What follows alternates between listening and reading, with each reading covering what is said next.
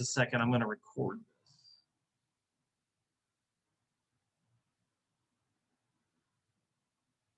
All right. Well, I'm going to say it again since I just started recording. Welcome to Philosophy 304. This is our first class session. My name's Matthew Hunt. I've been teaching this class for over 10 years, or at least 10 years or more. Kind of lost track of it. And I'm going to record this session so that people that miss it can potentially hear what goes on, because especially our first two classes are really important. We're going to cover a lot of terminologies that you probably are unfamiliar with. I can say I was unfamiliar with them after they asked me to teach the class. I am an ordained minister in the United Church of Christ, so if you're interested in what that church body is about, you can Google it at ucc.org. But we're pretty much an open and affirming, not entirely but as a denomination, we're very welcoming and open and affirming to people of all walks of life. And I serve the church in Quincy, Illinois. I was actually the pastor at a Christian church in Keokuk for 13 years. Then I served the United Church of Christ congregation there for 5 years, and then I've been in Quincy for 6 years. I may not be, it depends on what you grew up with, but any preconceived notions you have about what a pastor might be like, I may or may not live up to those expectations. So I would recommend that you come in with an open mind. And anywhere along the way, if you have any questions or you want to disagree, that's fine too. I'm all right with all of that. But I currently serve Salem Evangelical United Church of Christ, or we just sort of shortened it to Salem Church, in Quincy on 9th and State Street. So anybody from the Quincy area know where that church is? By chance? Nope. All right. Well, if you're coming across the bridge and you look hard enough, you can see the steeple. So it's kind of cool.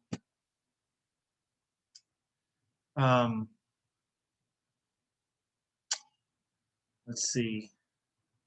I have a couple of kids.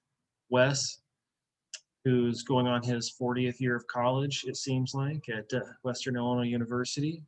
And my daughter just started at, she's a Hawkeye at the University of Iowa, where she's a music therapy student.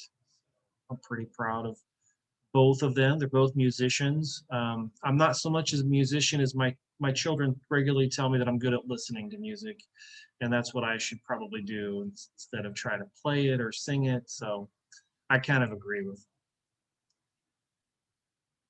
So before we get into everything else, I would like to know, are you guys, have you guys had any other Zoom meetings because of weather recently? You did, Braden? Is it Braden? Is that how you say your name? Yep. Well, I just figured that we could cover a lot of ground. We wouldn't have to miss the whole thing, and we wouldn't have to go out in the treacherous weather. I know a number of you are commuter students, and so I appreciated you guys reaching out to me about doing this. I was just going to wait and see how bad the weather was to see if we needed to do Zoom meeting tonight. So I don't know. We'll give it a shot. Hopefully next week the weather's a lot better. Sorry about the email where we were going to start like 3 weeks ago. I was using an old academic calendar that was on the website, and I just didn't know any better. So I was actually probably like you, where I wasn't really upset that we didn't have class until the 25th. I'm like, okay, well, that gives me some more time to prepare. All right, well, I'd like to hear from each of you. I'm going to copy and paste in the chat if I can get to it.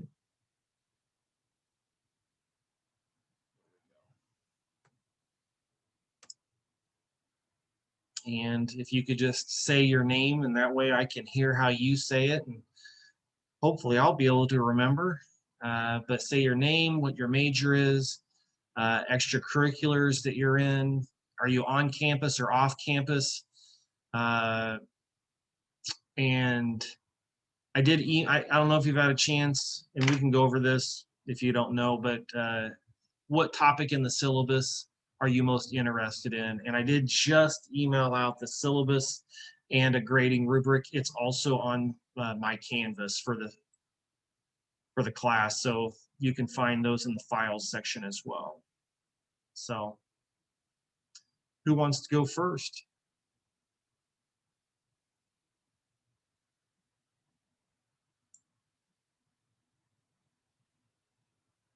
Don't be afraid. I guess I'll go first. All right.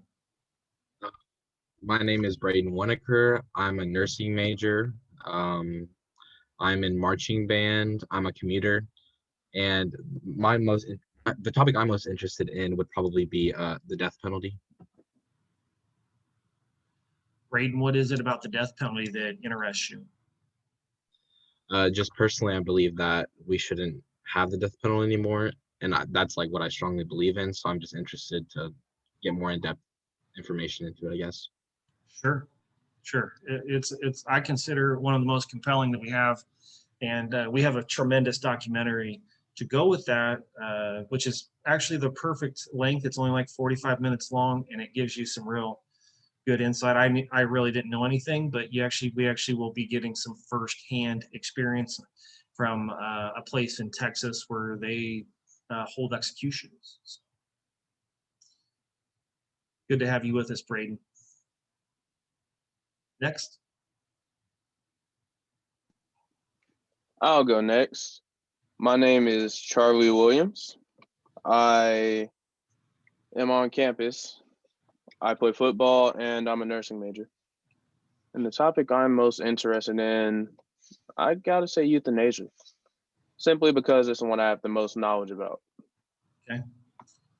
Have you done any field work as a nursing major? No, sir, not yet. That'll be a good session for us. You'll enjoy it. All right. Well, thank you, Charlie. Who's next? I can go next.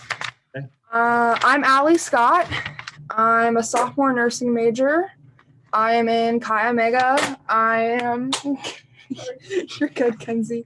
It's just my roommate. She's making food. Okay.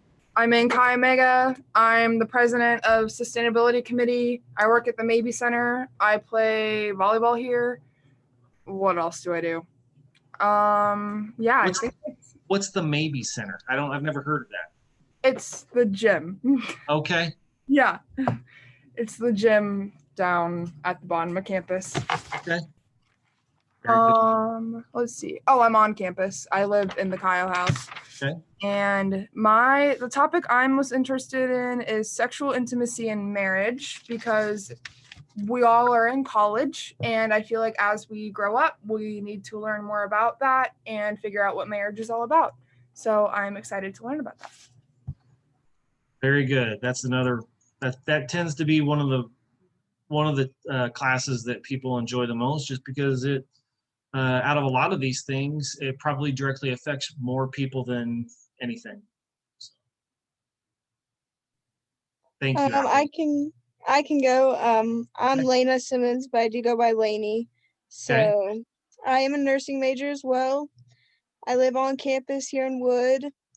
The thing I am most interested in learning about is definitely the drug and alcohol abuse, because I've had like family members and stuff suffer from that, and I kind of just want to learn more like why that happens.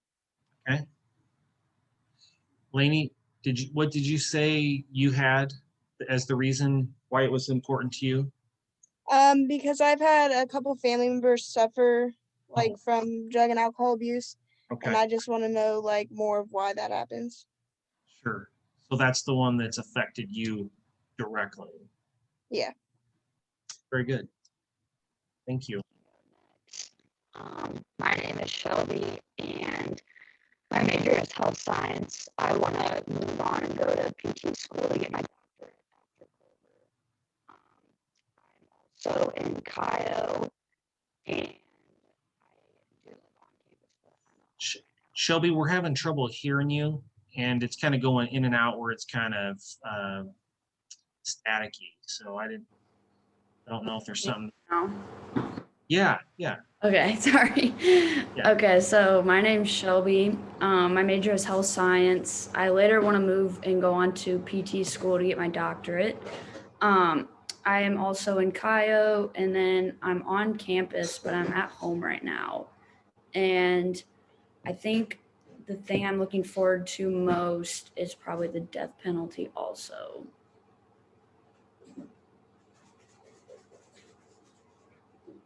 You're not from Wayland, are you, Shelby? No, I'm from Quincy. Yeah. Mm-hmm. I knew some reads from Wayland, so I didn't know if you were from there. No. Well, thank you, Shelby.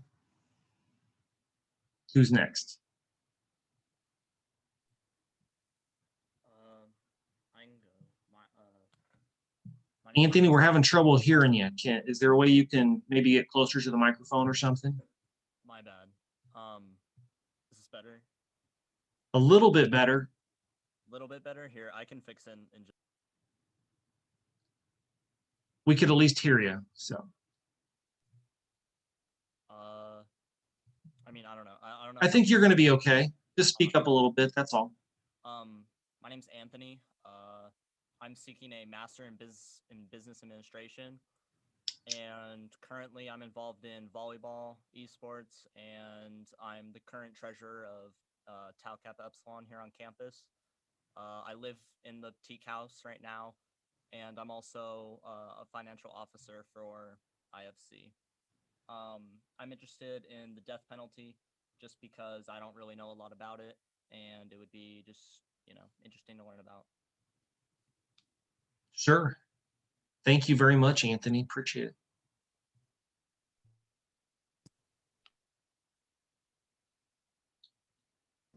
I can go next. My name is Jasmine. I'm a nursing major, a sophomore here.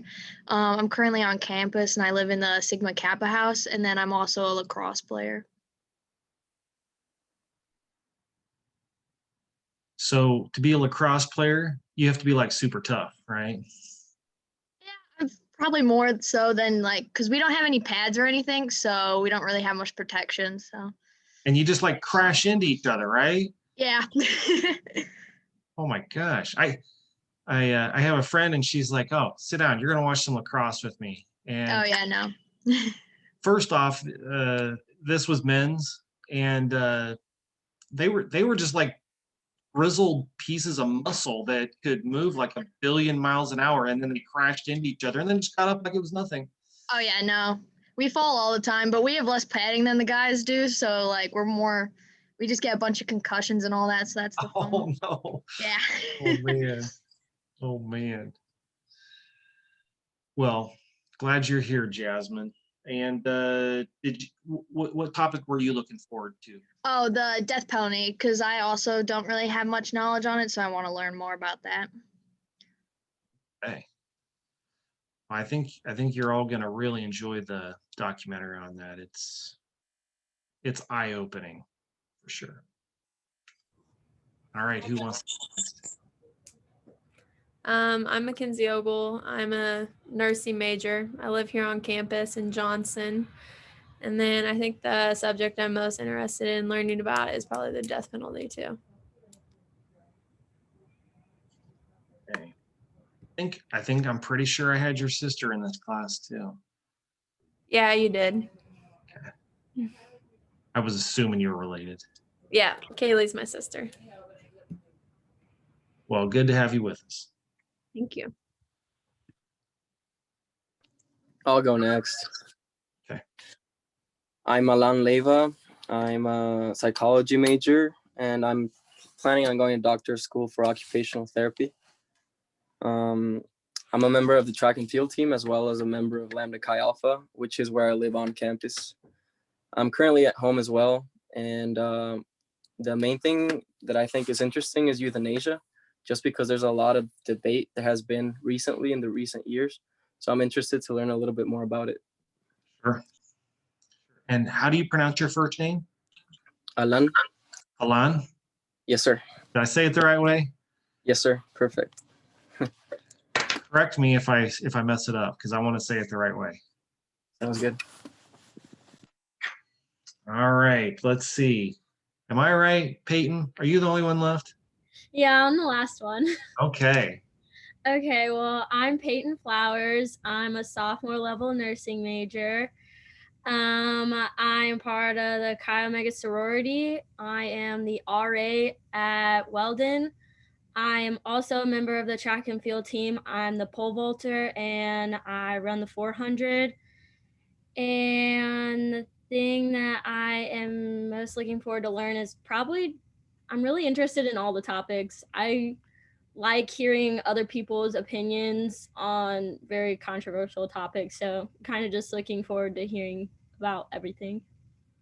All right. Anticipation. All right. Did I forget anybody? I think we got everybody. I'm pretty sure. Okay. All right.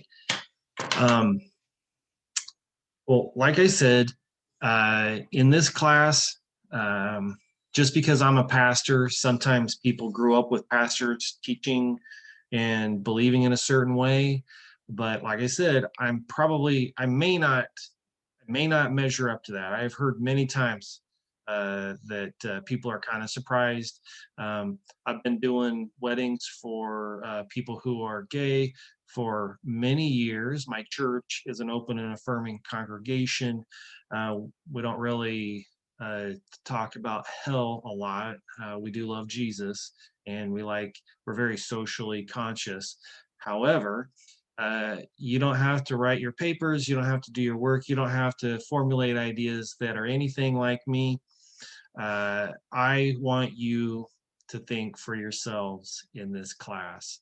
And to give you an example, that's just the way I work, because even as a pastor, when my son was 15 years old, he came to me and I could see that he was like shaky and he was nervous, and he's like, "Dad, I have something to tell you." And I'm like, "Oh, okay. Well, what is it?" And he mustered up the courage to tell me his pastor father that he had decided that he was an atheist. He didn't believe in God anymore. And I think he was kind of scared of what I might say. And I just smiled and said, well, I'm glad that you're thinking for yourself now.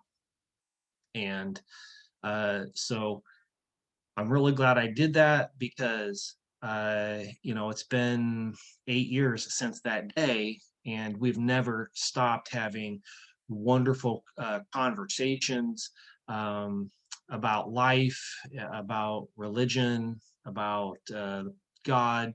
And people's views do change and adjust, especially as a young man.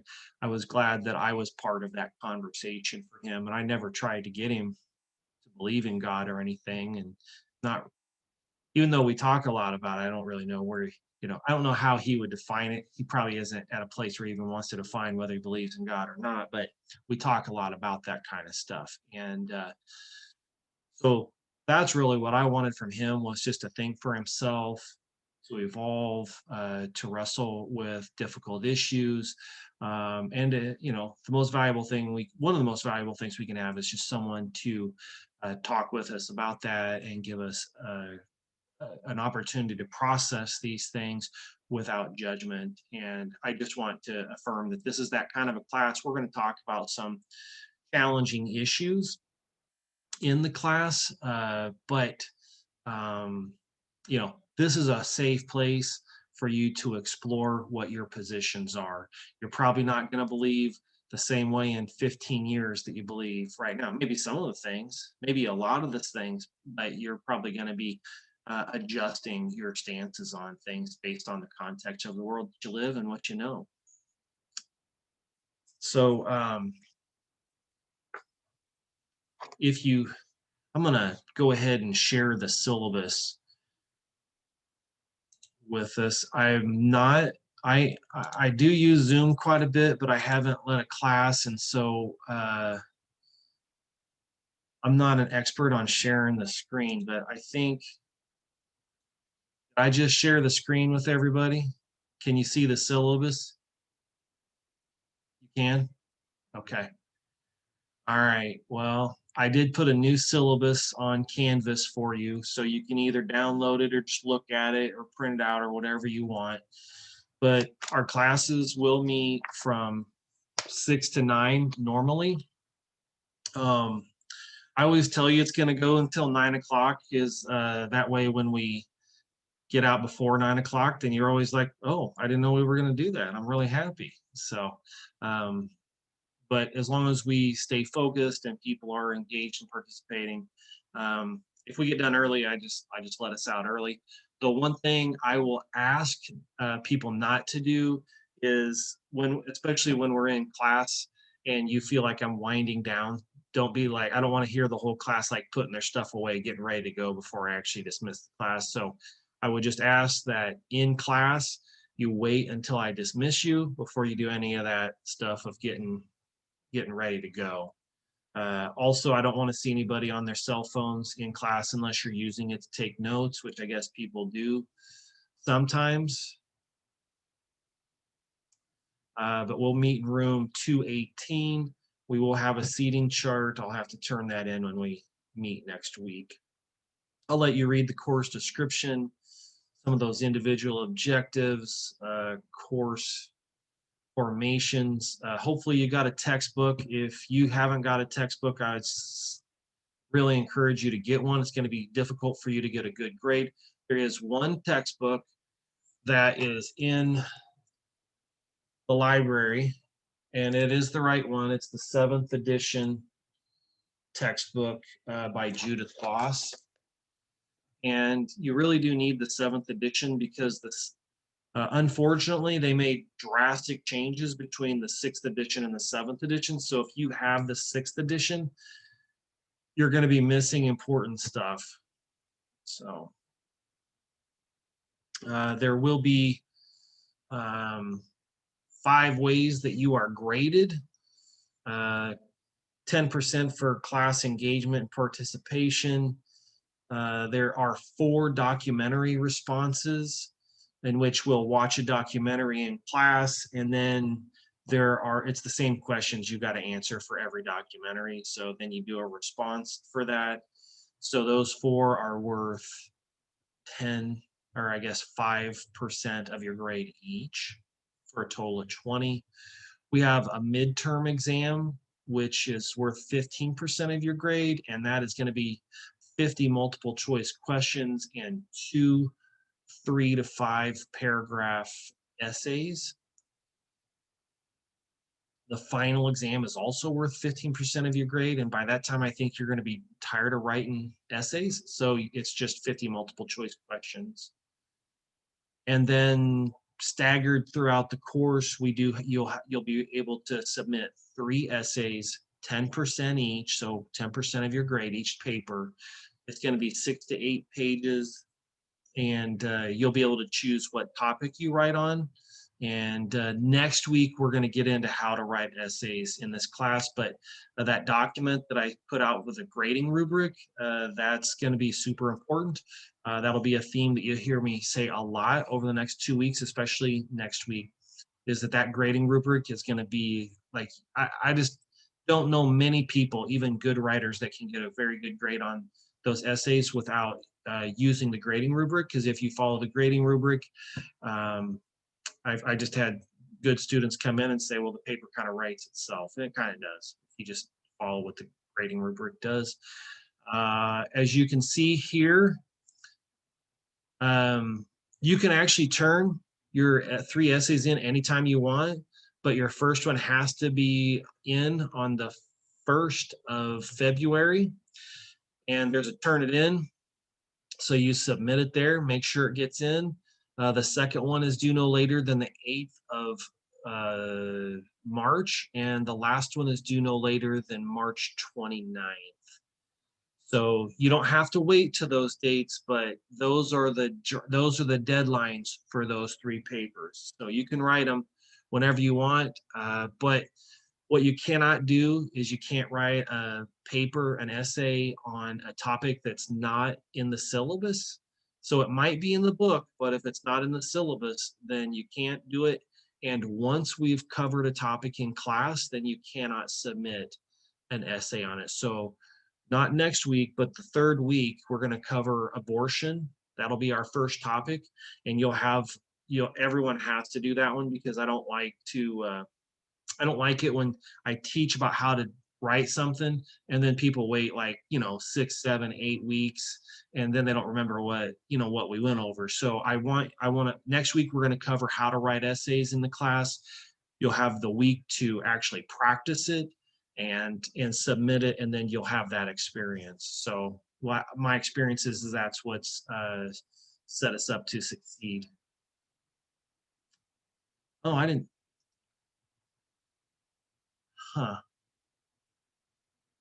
Let me see here.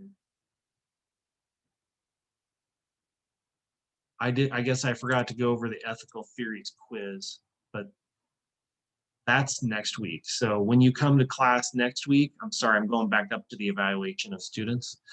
But when you come in next week, the very first thing we'll be doing is having an ethical theories quiz, because we're going to go over all of our ethical theories that are in your attachment called the Grading Rubric. That's the Grading Rubric, and it has all the ethical theories and frameworks that we're going to cover in class for the most part. And so we're going to go over those today, which means next week we're going to have you practice those, because once you know and are familiar with those ethical frameworks and theories, then that gives you the foundation that you'll be successful in the class, and that's what I want for you. All right. Let's see.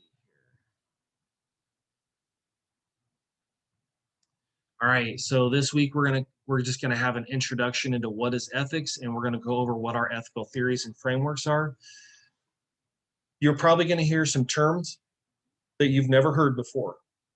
So don't get overwhelmed, and know that you've got that printout with all of them in there and brief descriptions for each one, and they're very digestible. And if you'll take some time to look over them every day, you will know them in no time. If you take 5 minutes a day with them, I guarantee you'll do fine by the time next Monday rolls around. Next week, we'll start off by taking a 20. It's just a 20 multiple choice question quiz. It'll have it be a Scantron, and once you take that, we'll just start off. That'll be the very first thing we do.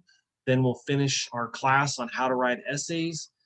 Then on the 8th, February 8th, we'll come back and we'll cover abortion, and you will have submitted your first essay on the 8th, by 6 p.m. When class starts at 6 p.m., then the deadline closes. And when it comes to essays, I am not very good about accepting late work. So my advice is don't wait until the last minute, because the excuse that Canvas wouldn't take it, there was a glitch, I didn't have internet, those kinds of things, I just don't really do much with. So make sure that you give yourself time, especially on this first one. Don't wait until 5 minutes before and find out that there's some kind of technical problem that you don't know how to deal with. I would encourage you, don't wait until the last second to submit your essay. It has to be turned in before 6 p.m. All right, we're going to cover abortion. We're going to cover euthanasia. Unbelievably so, we're going to be to the midterm review on our second, the second thing that we're going to cover. So we're actually going to cover euthanasia and abortion. Because they started classes on Tuesday instead of Monday. We missed a week. Then on the 22nd of February, we're going to have our midterm. That'll all be all we do that week. So you'll show up It'll take roughly an hour and a half probably for most of you. You know, between an hour, if you're like super fast test takers, probably an hour,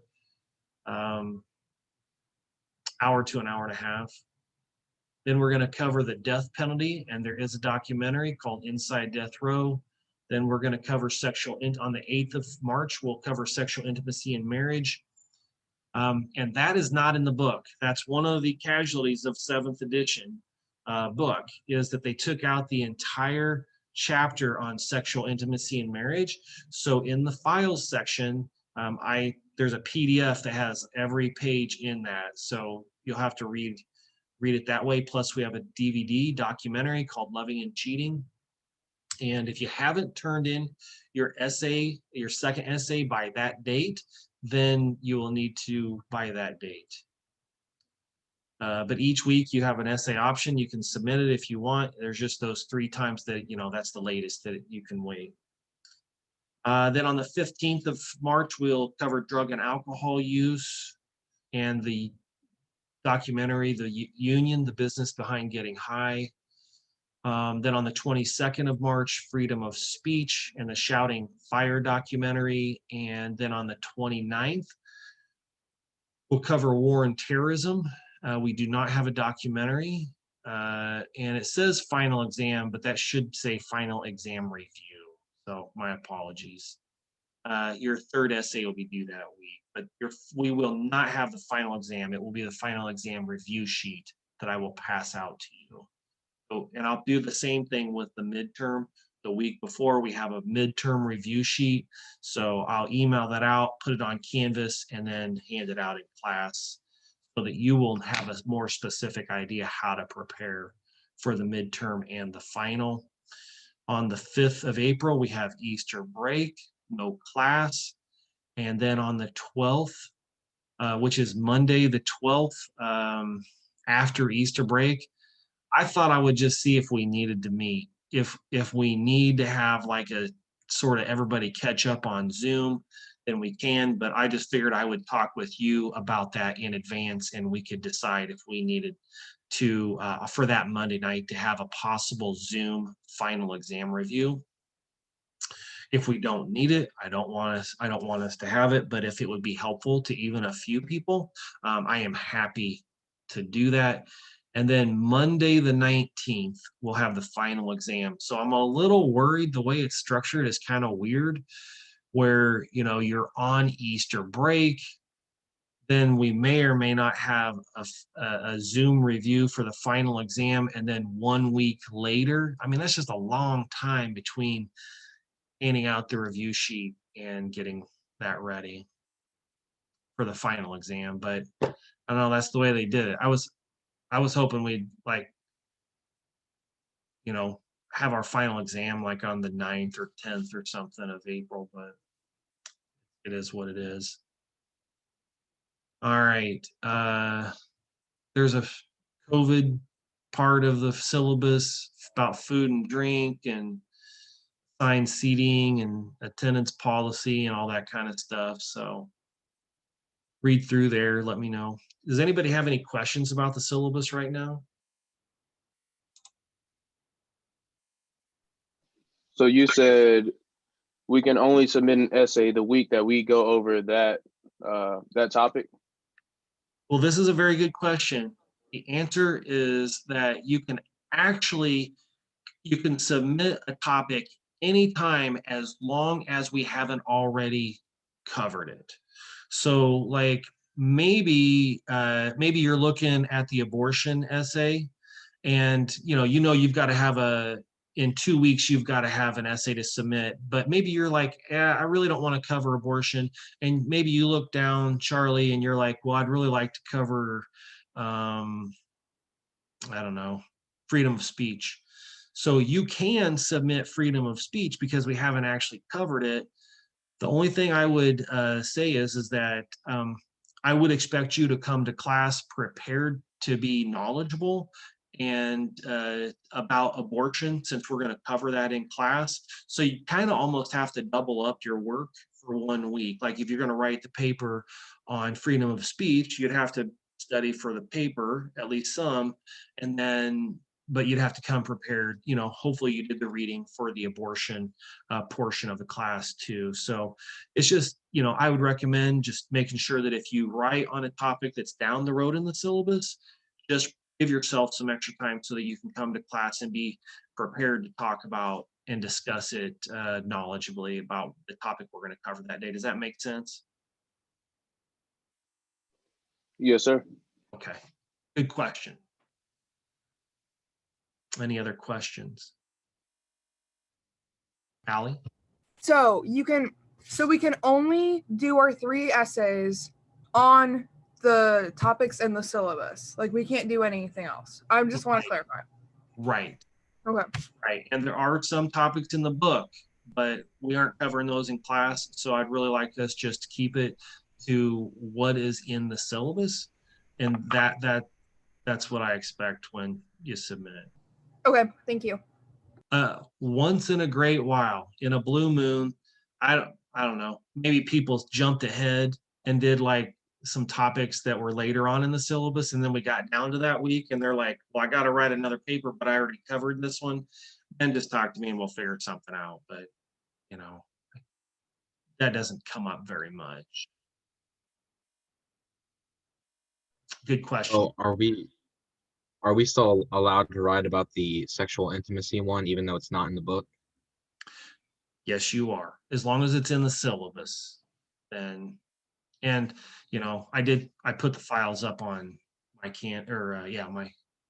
my Canvas so that you can access those, and those are out of the book, just not our edition of the book. I don't know why they took out like the chapter that is most interesting to a lot of people. But good questions. Any other ones?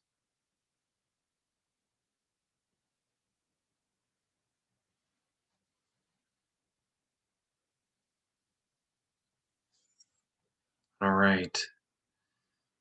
I'm going to show you the grading rubric just so that you have a reference and so that you could see it. Let's see here. When we get to how to write essays, this page right here is going to be like incredibly important. There's 12 points to the grading rubric, and then underneath it, we have what are called ethical frameworks and ethical theories. And there's sort of some umbrella academies like teleological and deontological theories. And then there's frameworks that fit into those theories. So, and then there's some that just stand on their own. And we'll get into those later tonight, but I just wanted to briefly touch base with you on those. Let's see.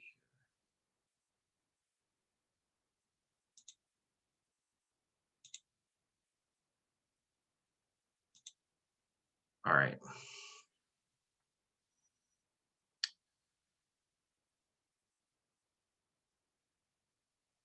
All right. What are some ways? I'll need a response from at least some of you, but what are some of the ways that we decide what is right and what is wrong? What we were taught when we were younger, like what our parents taught us. Right? What we were taught, that has a big influence on a lot of people. Some people gravitate towards it, and then some people are like, well, I'm gonna do the exact opposite, right? Our peers. Yep. Peers. The media. Media, right? Could it even just be like laws in general? Yeah. And rules? Yeah.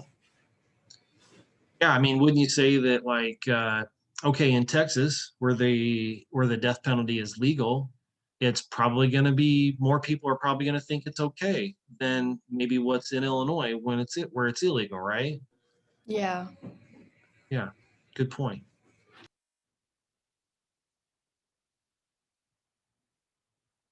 What else? Any other ways that we decide what's right and wrong?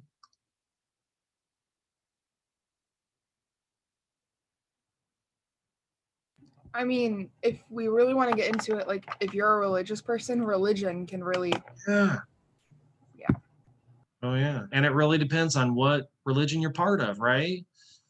You know, I mean, there's lots of churches that teach things that are a lot different than what my church would teach, or other religions that would teach things much different than what Christian religion teaches. So yeah, religion teaches a lot of things. If you're Catholic, the Catholic Church is very strong about saying, this is our stance on these issues.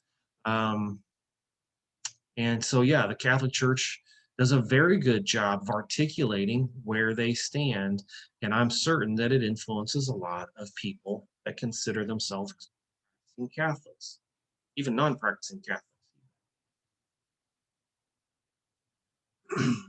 What else?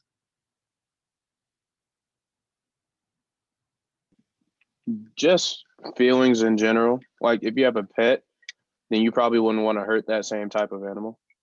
Oh, so personal experience and relationships that you have, right?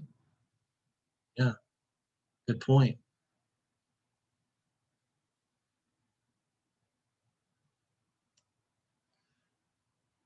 Well, as we're going to cover a topic called ethics this semester, and ethics, you should know, are moral principles that govern a person or group's behavior.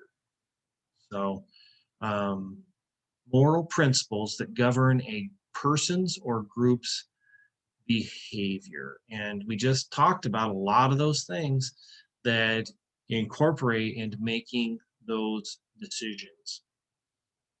Now, this class is critically important to me, and I enjoy teaching it because if the objective of this class is to help us not to ignore those things that were just mentioned, but to engage in critical thinking skills in which we can evaluate whether, if mom and dad taught us that there really was a Noah's Ark and that we fit two of every single creature in it, is that something that's easy to believe when we're 8? And when we're 25, is it something that we still believe? Or have we adjusted what our belief system is because we've used some critical thinking skills and thought through that in other ways? So in this class, it'll be really important to practice using critical thinking skills. And in our world, we have a tendency to take what I don't know. I'm going to sound judgmental here, and I don't mean to sound judgmental, but I see a lot of people that get used to listening to what their church tells them, or their pastor tells them, or their parents tell them, or what they hear on a specific news site, or depending on what political party they're involved in. And I don't want us to ever ignore those things, but I want us to engage in critical thinking skills using logic and reason as well. And that we sort of put them through a filter to decide what's right and what's wrong. And just, I'm not going to be telling you what to believe in this class. I will not tell you what is right and wrong. On occasion, I will tell you what I personally believe, but that's never intended to influence what you believe. It's only so that you will hear what I believe and why I stand there, my logic and reason that's behind that. And that's sort of the difference between an opinion and a moral theory. Because an opinion is something that we don't need facts to back it up, do we? People might say, oh, well, the Seattle Mariners are the best team in baseball because they're my favorite one. Well, it's okay to have a favorite team. We don't really need to have justification for an opinion, right? We can just say, I really like the Mariners, or I really like blue. But when it comes to our beliefs on things, it's important to go beyond an opinion so that we provide facts and justifications that support our argument on why something is right or why something is wrong. And if you've never really thought about how important that is, we think back to Nazi Germany with Adolf Hitler. And the same problem that I see happening a lot in our world today, where people are not using critical thinking skills and thinking for themselves, it was the same thing was happening in Nazi Germany. And I believe it's on the first page of your book by Judith Voss, Analyzing Moral Issues. Adolf Hitler said, "What good fortune for those in power that people do not think." I'll read it again. "What good fortune for those in power that people do not think." And so my goal in this class isn't to tell you what to believe on abortion or freedom of speech or euthanasia or the death penalty. My job is to make sure that you're using an amazing brain. I am confident that every single one of you have amazing brains, are super smart, and that you'll be thinking through these issues on your own. You might end up in the same spot that you started the class, or what your parents taught you, or your church, and there's nothing wrong with that. I just want to make sure that you're using logic and reason and evidence to support your position on that, and that it makes some sense. I've given a lot of papers 100%, essays that I vehemently disagreed with. Didn't agree with them at all. But they were really good papers. They had strong logic and reason. They made their arguments. They took their stands, and I respected it even though I disagreed with it. So I want to encourage you to think for yourself. Don't worry about how I'm going to respond to it or if I agree with it, because I might agree with it, but if you don't follow directions, you're not going to get a great grade on the paper. So that's not really the important way that you get a good grade, by putting down there what you think I will want you to say. It doesn't make any difference to me. All right. There's another, I got another example for you of how important critical thinking skills is. A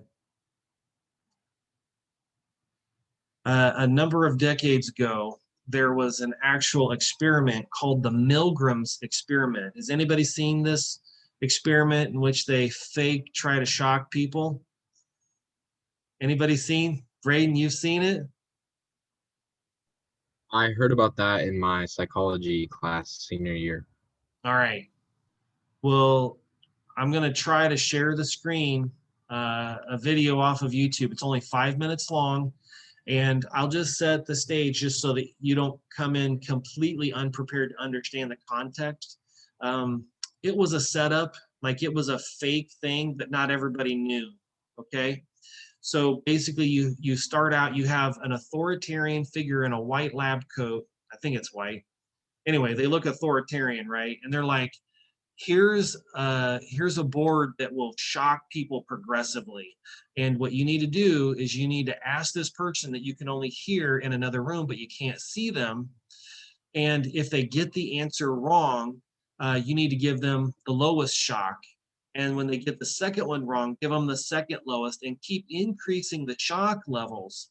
And it's sad and hilarious, because we know that the person in the other room isn't actually getting shocked, but the person doing the perceived shocking doesn't know that.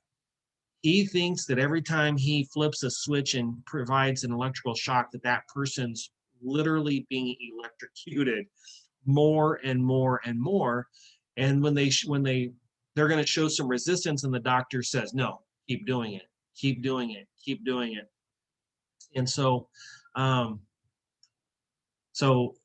of them do. And so I just want to show you what that is like. So it's going to be 5 minutes, and I'll get it going here in a second. The Milgram Experiment. Can you hear that okay?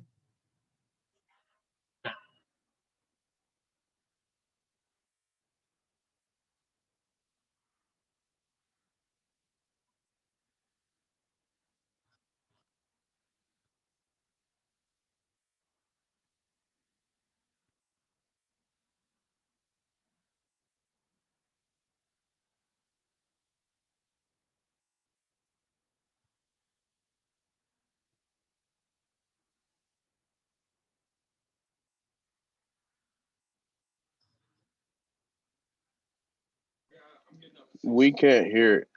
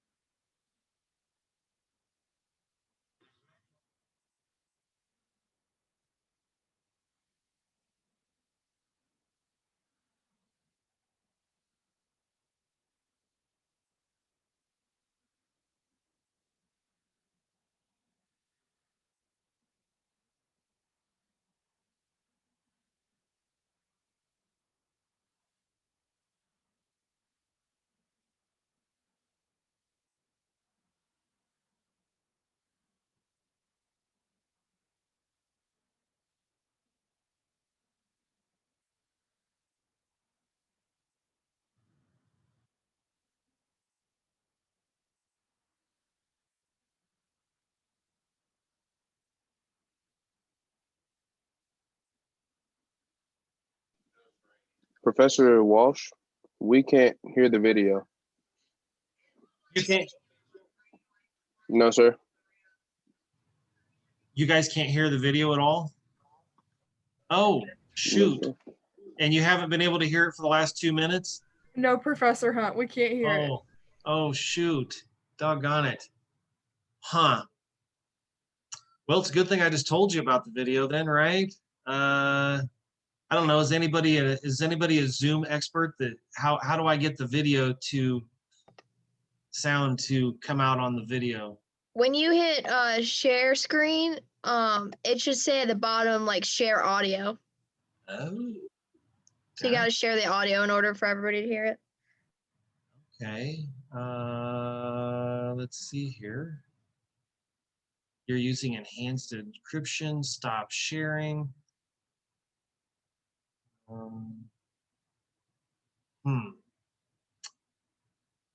Shoot. Don't see where it says that. I see stop sharing.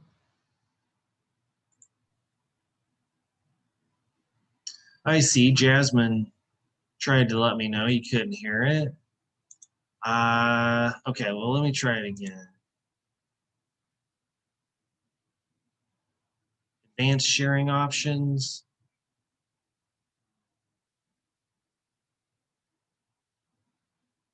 I don't see the share hearing.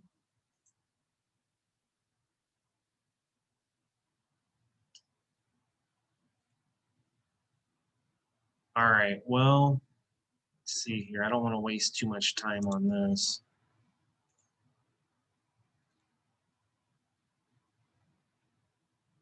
We'll try it one more time. Oh, there it is. I see it now. Yeah. Okay. It's the 450 Can you hear it now? Yes. volts. Okay. All right. Well, we'll start over.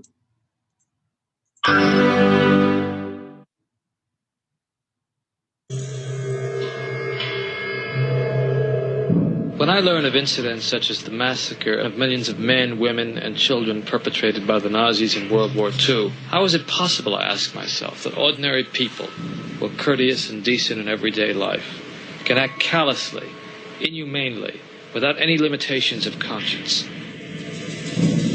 Now, there are some studies in my discipline, social psychology, that seem to provide a clue to this question. The problem I wanted to study was a little different. It went a little bit further. It was the issue of authority. Under what conditions would a person obey authority who commanded actions that went against conscience? These are exactly the questions that I wanted to investigate at Yale University. It is May 1962. An experiment is being conducted in the Elegant Interaction Laboratory at Yale University. The subjects are 40 males between the ages of 20 and 50 residing in the greater New Haven area. Psychologists have developed several theories to explain how people learn. One theory is that people learn things correctly whenever they get punished for making a mistake. 40 years later, Milgram's infamous experiment, obedience, is still taught in classrooms around the world. All right, teacher, would you take the test and be seated in front of the shock generator, please, in the next room? But the experiment was rigged. The victim was an accomplice of the experiment. The victim, according to plan, provided many wrong answers. His verbal responses were standardized on tape, and each protest was coordinated to a particular voltage level on the shock generator. Now, as teacher, you are seated in front of this impressive-looking instrument, the shock generator. Its essential feature is a line of switches that goes from 15 volts to 450 volts, and a set of verbal designations that goes from slight shock to moderate shock, strong shock, very strong shock, intense shock, extreme intensity shock, and finally XXX, danger severe shock. Your job, the experimenter explains to you, is to a word pair test. If he gets each answer correctly, fine, you move on to the next pair. But if he makes a mistake, you are instructed to give him an electric shock, starting with 15 volts, and you increase the shock one step on each error. Extra points. That is incorrect. This one will be 195 volts. The learner was hidden from the teacher by a partition. Of course, this was all a simulation. Nothing was really happening. But the learner made very convincing sounds of pain as the shocks increased. This will be at 3:30. And Milgram found, surprisingly and rather horrifyingly, that the majority of people would actually go right to the very highest level if there was some pressure from a man in a white coat who said things like, "It's absolutely essential that you continue. Continue, please. Let me out of here. My eyes bother me. Go on." Let me out. in fact, about 65% of the people who he studied, who were normal volunteers from the ordinary population, actually gave the maximum number of volts. This man was one of those 65%. This one will be 195 volts. The correct one. Let me out of here. Slow. Dance. Let me out of here. My heart's bothering me. Let me out of here. You have no right to keep me here. Let me out. Let me out of here. Let me out. Continue, please. Let me out of here. My heart's bothering me. Let Go me on. out. Let me out. Responsible for it. Red. That is incorrect. This will be at 3:30. The correct phrase is rich boy. Let me out of here. My heart's bothering me. Let me out, I tell you. Let me out of here. Let me out of here. You have no right to hold me here. The next phrase is fast. Let me out. Let me out. Let me out of here. Let me out. Bird, car, train, plane. Eventually, the learner pretended to be unconscious. Continue, teacher. That is incorrect. This will be 3:45. The correct answer is fast bird. What we learned from that experiment is that people will actually do an awful lot when they're put under pressure from authority figures. And the problem is, of course, that when we obey the unjust authority figure, the person who gives us immoral commands, then, of course, awful things can go wrong.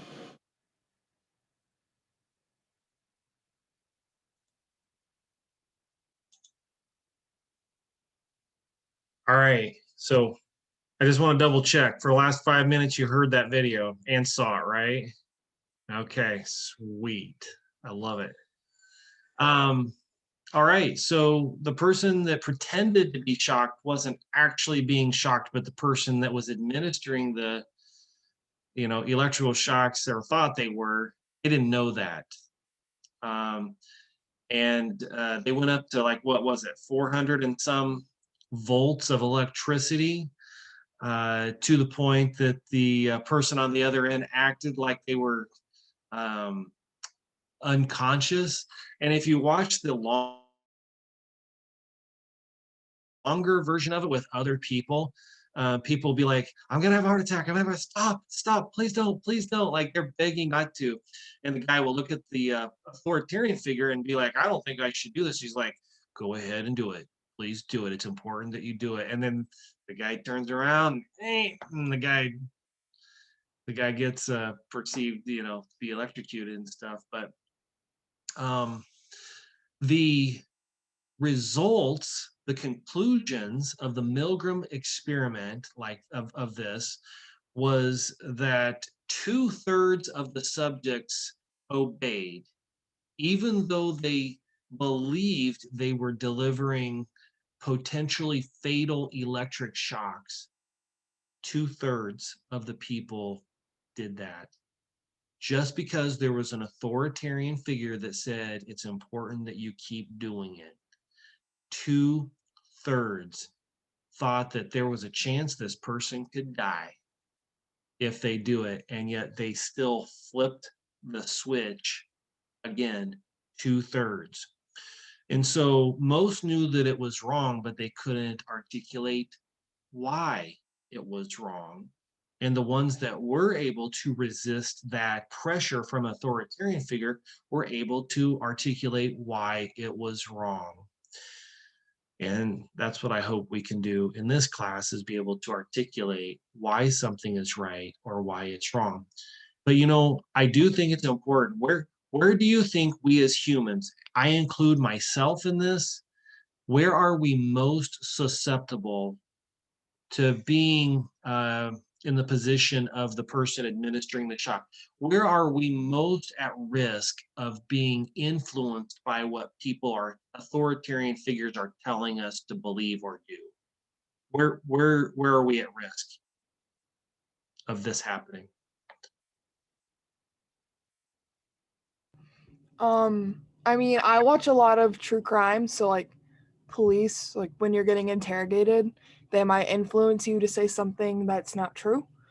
I've actually seen that happen with like children. They'll try and coach them to say something that's not what the child experienced. So definitely within authoritative figures like police. Good example. Work or school. Okay. Yeah, if your paycheck depends on it, right? Or if your grade depends on it. Yeah. Yeah. Any other stuff you can think of? Or what are other places where we might be influenced that much by an authoritarian figure? At home with a parent. Okay. Yep. What about at church or religion? You know, hallow something and good God, you can't question that, right? Well, hopefully what we do in this class is that we have named something very important. We've also learned in a short period of time, we've been here like a little over an hour, that it doesn't matter who we are. We have the chance to be influenced to do something that is unethical or immoral, even though we might know better. And so hopefully in this class, we'll learn why we shouldn't do something. In this case, why should someone refrain from obeying an authoritarian figure and not administer an electric shock? Why should they stop? Why should they ignore what they're told in that case?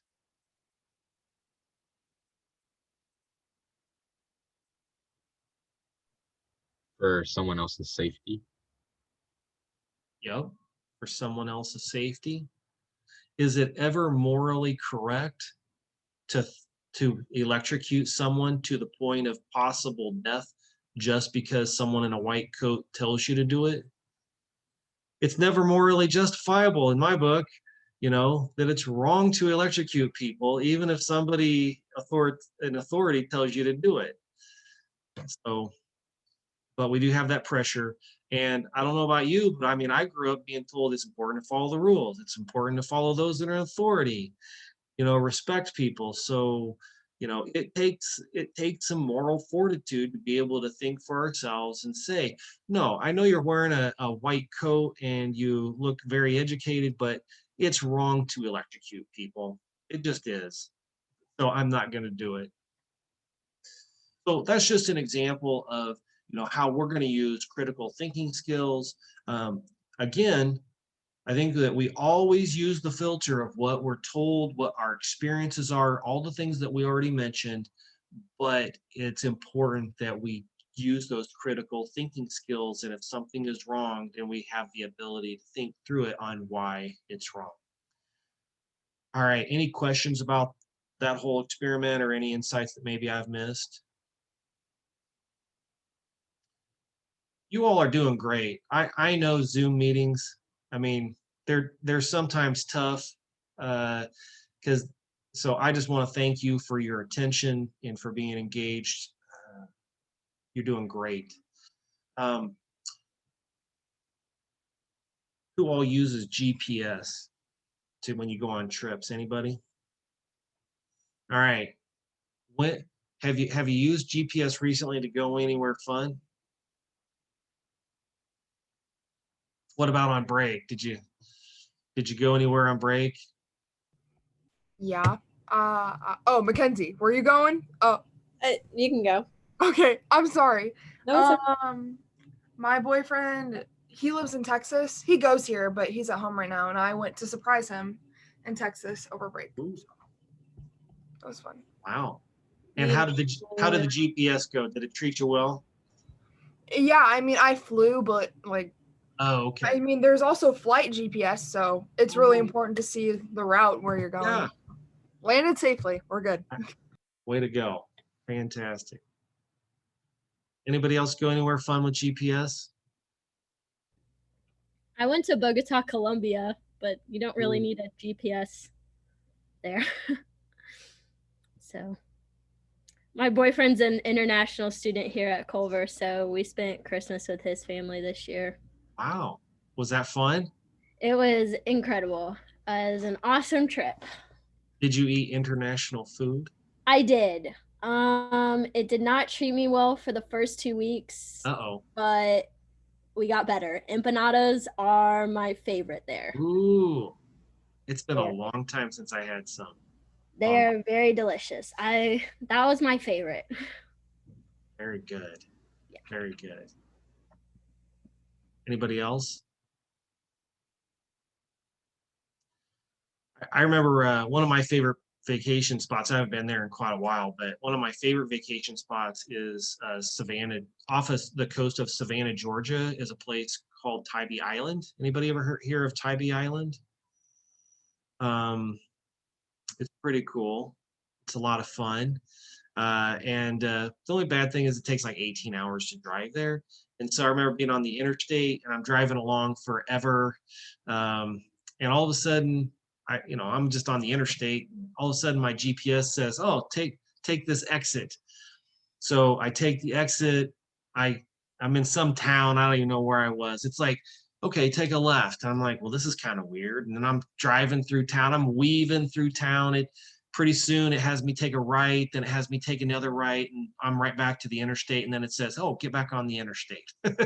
So I was like, well, you could have just left me on the interstate. I'm pretty sure we could end up at the same place, just a lot faster. But sometimes GPS, most time it does good, but once in a while it takes you off. But we are going to go, we're going to go through some ethical theories and frameworks. And I would like you to just imagine that these ethical theories and frameworks are a way that we get from where we are to where we want to go. They're like GPS. And just like there's more than one way to get from like your school to house, right? It might take longer. You might pick the path that you want to be able to drive the fastest, or you might want to drive the most scenic route, or you might want to drive a route in which you can stop and eat at your favorite restaurant, or it might be important that you stop and be able to get gas at your gas station that you can buy your favorite tea at or something. I mean, people have different priorities when they travel, right? It's not always the same thing, and that's the way ethical theories and frameworks are in what we're going to go over in class this semester. Ethical frameworks, it takes an opinion about what is right and wrong.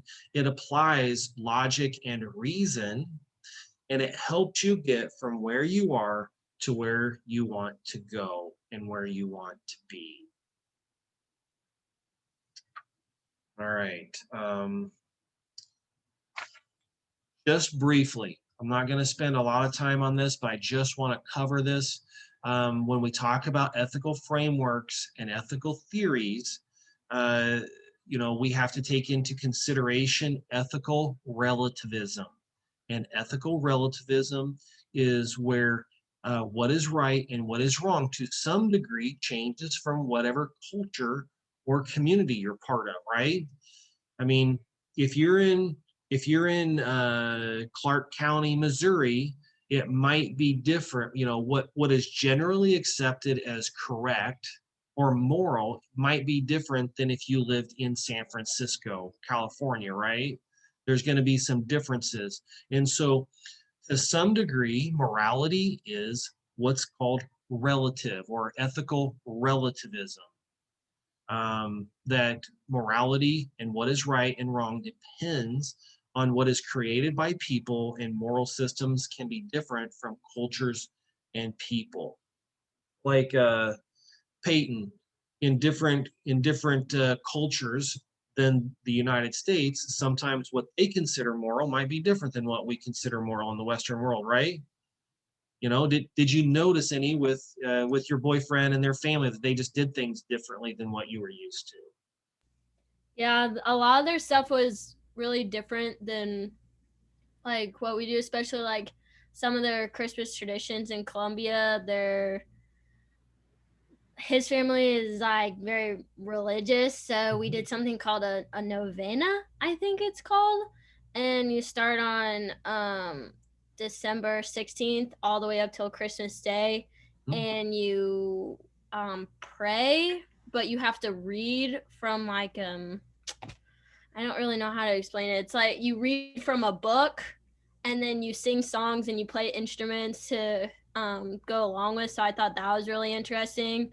But they all like really value like their morals and like their family morals. Like all of it's just very like for their family, and they're very kind and generous people. Like I didn't really meet any rude people in Colombia, but I wouldn't know because I don't really speak Spanish, so I didn't think anybody was rude.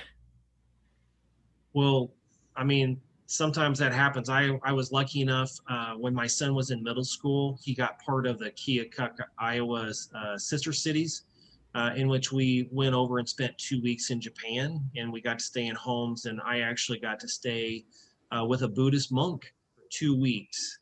And that culture was very different. If you took a shower, they're like, well, you turn the water on when you want to get wet, you turn the water on when you want to rinse off, and all the other times in between, you turn the water off.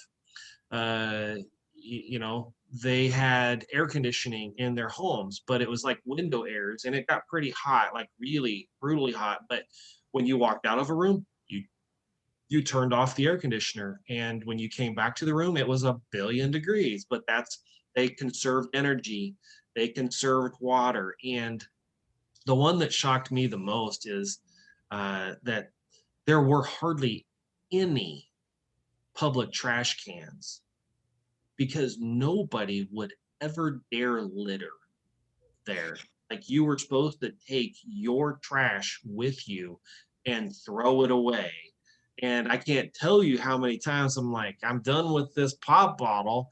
Where do I put it? And there's just nowhere to put it. And even like the American, our interpreter was actually just an American that he and a buddy said, we're gonna go to Japan. And they got on a plane, went to Japan, and got jobs teaching English in schools. And then he ended up, I think he liked Japanese women, and he married one. So he'd been there for quite a while, but he said at one time they went on a school picnic, and they even decided that they wouldn't provide trash pickup for a school picnic. And he's like, man, that's kind of a lot to expect you to do a class picnic and pick up after yourself. But nobody in Japan would ever dare litter. Colombia is not a very like rich country, is very poor. So there was lots of trash everywhere on the side of the road. The roads were very narrow, lots and lots of traffic. Beyond compare, I think, I guess a funny story that I could tell is we were out and about in they call it villages, in his village, and he went to go pick his mom up from somewhere, and I was sitting in the car by myself, and actually a car rear-ended us while I was sitting in the car, and the driver backed up and then drove off, but there was enough traffic that I had time to take a picture of his license plate. Oh my. And I showed it to my boyfriend whenever he got back, and the scratch was like really big too, and it took off paint, and it was a mess. And instead, because they don't want to get the police involved, because the police will just take your car. Like, they don't care. They just will take it from you. So instead of calling the police, we literally drove around the entire village, and we found the car and the license plate, and we looked around for this person, except I didn't really know what they looked like. And then we finally had to call the police, and we found them. And then the police never gets involved. The person, like, it's always the people negotiate, and then one of them has to pay. And if one refuses to pay, that's when the police get involved, and then they make them pay or they take their car. So it's just, there's also a lot of stray dogs there. It was just all very different. Huh. Very interesting. Thank you for sharing. No problem. Glad I could contribute. Yeah. Well, these are all, good examples of how ethical, to some degree, ethical relativism, that from culture to culture, it might change. That's when it comes to cultures and groups of people, that's ethical relativism. When it comes to each person, like maybe we're saying, well, my understanding of what is right and wrong might change from what you think is right and wrong. We call that ethical subjectivism. So one is relativism, the individual one is ethical subjectivism, in which it's a type of ethical relativism that claims morality is relative to each individual person of what you believe is right and what you believe is wrong. There's no objective moral truth. The third kind is just called universalism, and it means that it states that there are fundamental objective moral principles and values that are universally true for all people, independent of personal beliefs and cultures. What we will try to do, what we will attempt to do in this class, is to identify what those universal truths are for you, where it's always right or it's always wrong. Can you think of any moral truths that are universal, always right or always wrong?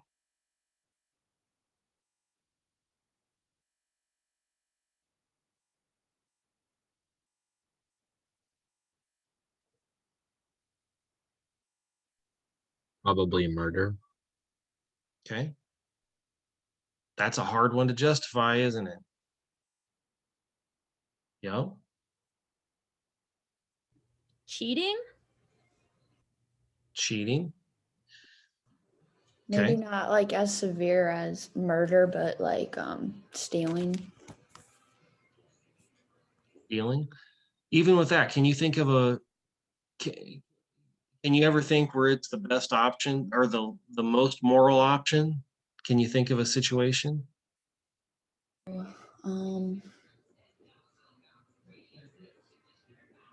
don't know. I don't think I can think of anything. Well, like, what if you had a baby and you didn't have enough food to give to it, and so it was like either you steal the food or the baby goes hungry. Yeah, or something that's like life or death, obviously, if someone's like homeless and they're starving and they have to like steal food. And I've seen many stories where the police have gotten involved with people who are homeless that steal food, and they always end up, being generous and donating food to them, or, not like giving them a punishment for it. Yeah. Yeah. Something like rape or incest or something like that. There are some. What we find in this class is that, sometimes morality is, we try not to make everything subjective and everything relative, like just because people have different opinions, it doesn't mean that everybody's right. You know what I mean? Like, there's got to be somebody that's right and somebody that's wrong. And it doesn't mean that we need to be mean to each other. It doesn't mean we need to demean them or treat people with disrespect. But, using critical thinking skills and logic and reason, hopefully we can figure out, what the right position is based on the knowledge that we have. And so our challenge in this class is to move from ethical relativism and ethical subjectivism to as many universal moral principles as we can. Now, the nice thing about the essays that you're going to be writing is that there are usually exceptions, that it tends to be a little complicated.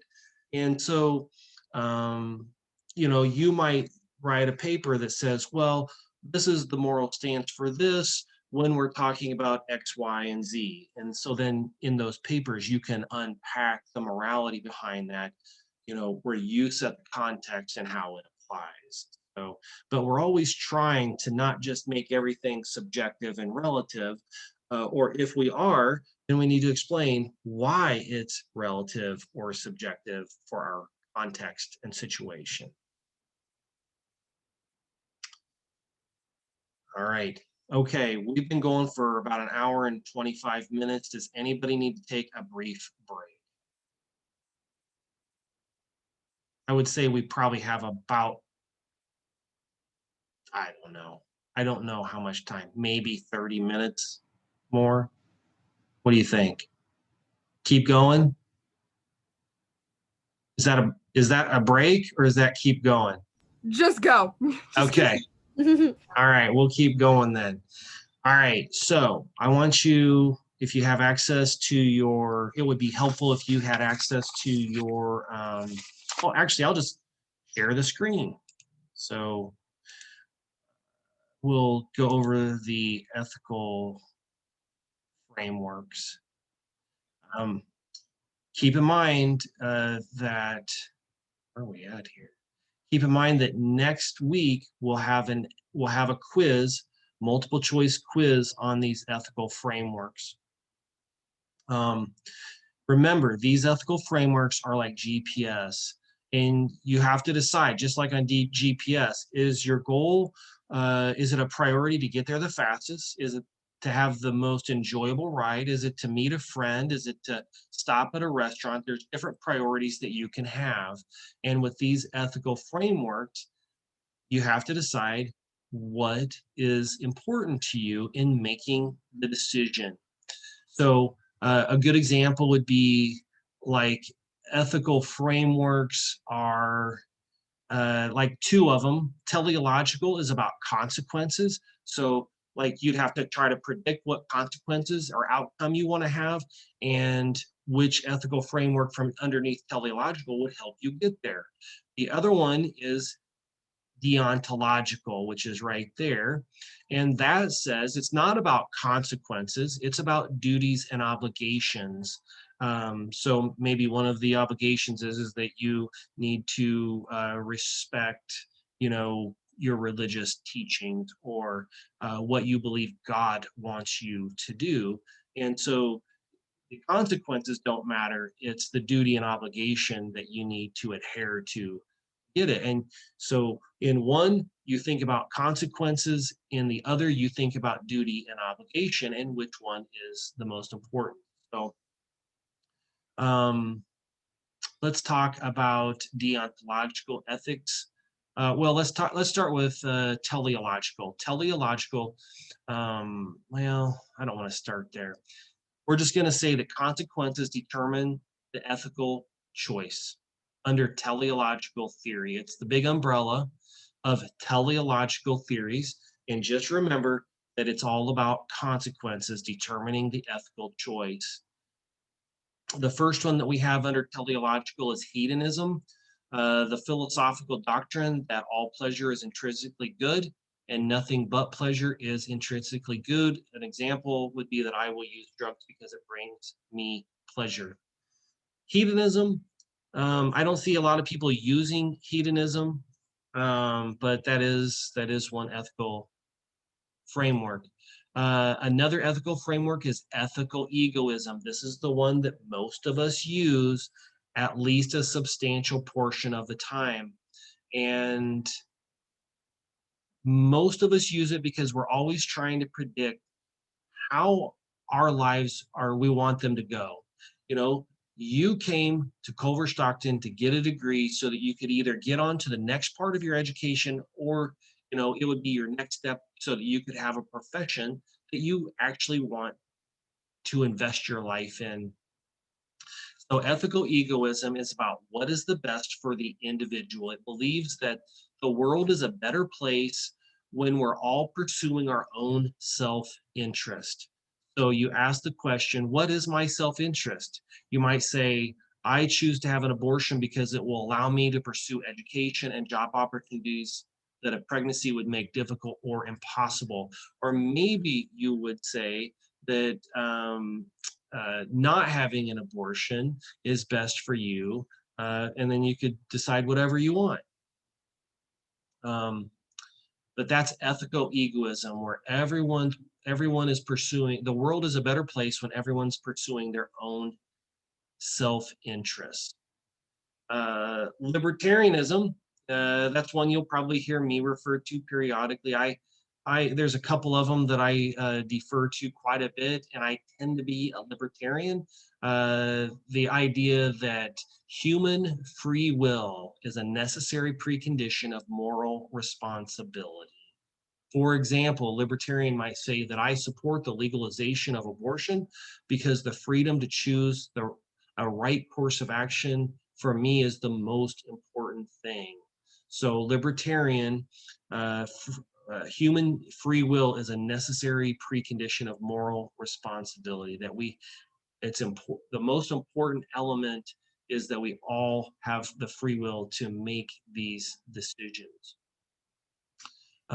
Utilitarianism is also a very popular teleological theory. And just like with ethical egoism, that was about the individual, that, you know, we're all pursuing our own individual self-interest. Utilitarianism flips the scripts a little bit.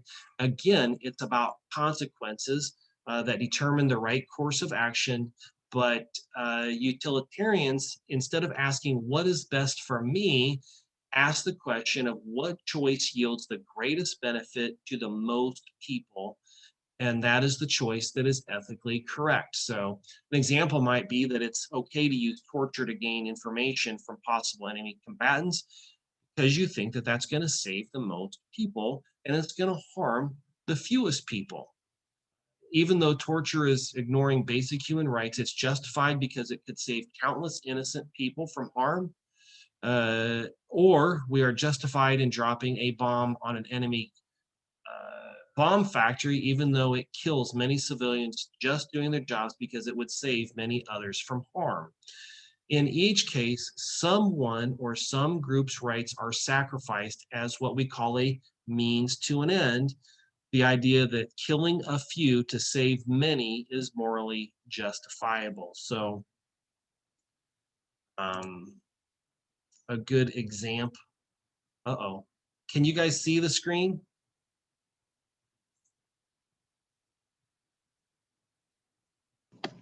Could you guys see the screen at all? No, sir. It said, okay, were you looking on your own? It said I was sharing it, but then all of a sudden it said screen sharing pause. So you couldn't see any of the stuff that I went over? Well, I did see the ethical frameworks at first, and then it went gray. I wonder why Yeah. it did that. Okay.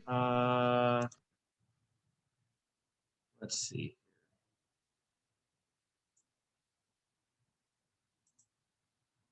Can you see that? Okay. All right.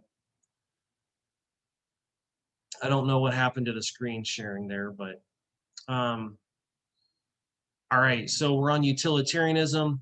This one is often used like if you're a leader of a school, or like some of you are leaders of like your fraternity, right?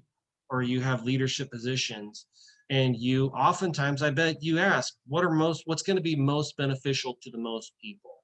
And that's, you know, The objective of utilitarianism is to increase happiness for the most number of people and to decrease pain and suffering. So a lot of times people want to use utilitarianism to justify warfare and things like that.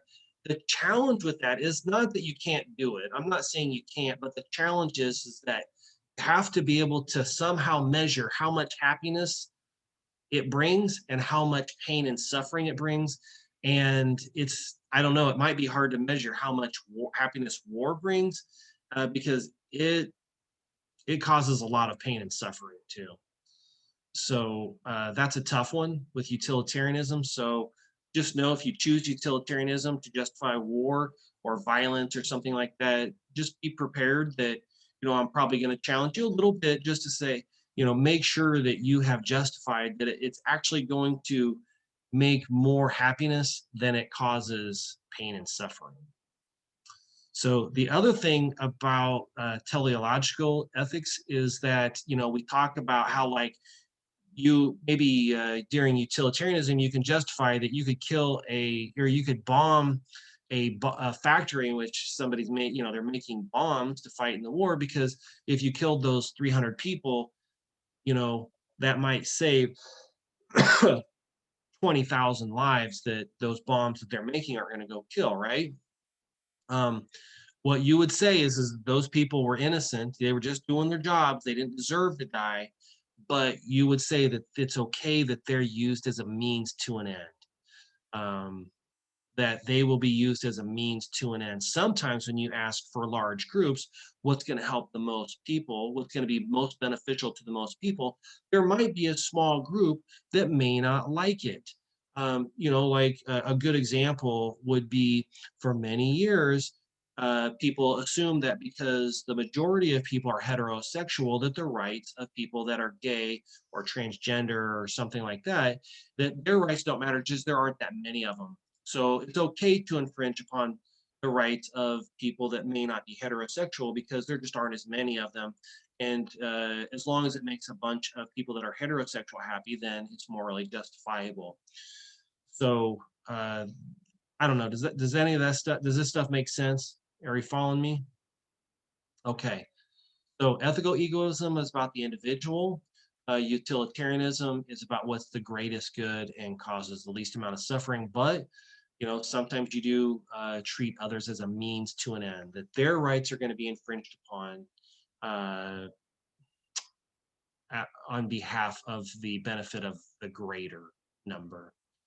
Then we have deontological theory, which states that people should adhere to their obligations and duties when analyzing an ethical dilemma.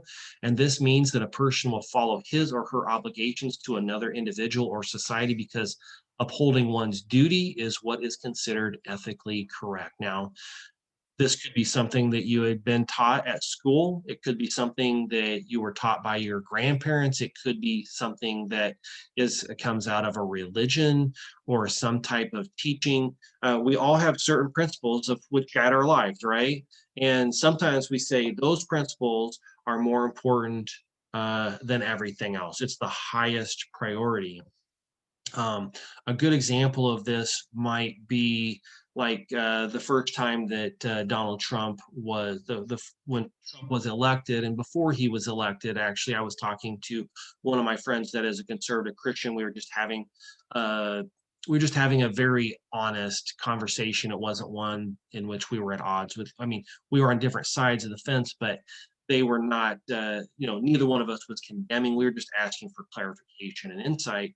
And I talked to him about some of the concerns I had about Trump as president, but he said that his number one conviction was making abortion illegal, and that was the most important thing for him. That was his moral obligation, that was the highest priority. Now, perhaps your priorities are different. Perhaps it's you know, equality for all people. Perhaps yours is health of all people. I mean, there's just different obligations that we can adhere to.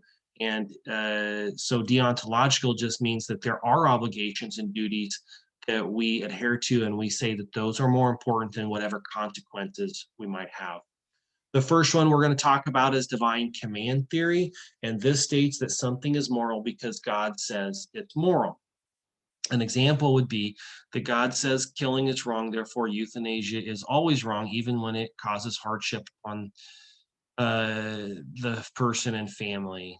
The difficult thing about divine command theory is who here has a direct line to what God believes is moral and correct? Anybody? You know, that's the challenge. You know, we have religious groups, we have pastors, we have teachers, we have parents, we have the ability to read the Bible, but then again, most things the Bible actually says more than one thing about. So which part of the Bible are we going to say is the most moral, or that God believes is moral? And then you have situations like, you know, people that drown their children because they believe God told them to, or they can hear God's voice or something telling them to do awful things. So anyway, I don't even want to get into a giant story about this, because we can unflesh this more later in the semester. But divine command theory, I find it to be most helpful when we talk about broad strokes about what God believes.